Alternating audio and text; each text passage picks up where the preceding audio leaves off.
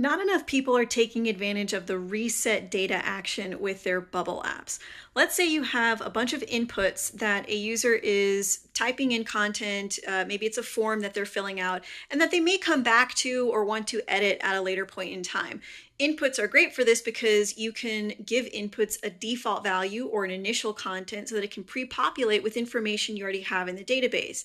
Now, what if the user is going through, filling out information, or maybe they're changing data, and before they commit those changes to the database, they change their mind. They don't actually want to save anything. They want to revert back to the default state, just leave everything as it is and be able to change the form of inputs back to where it was.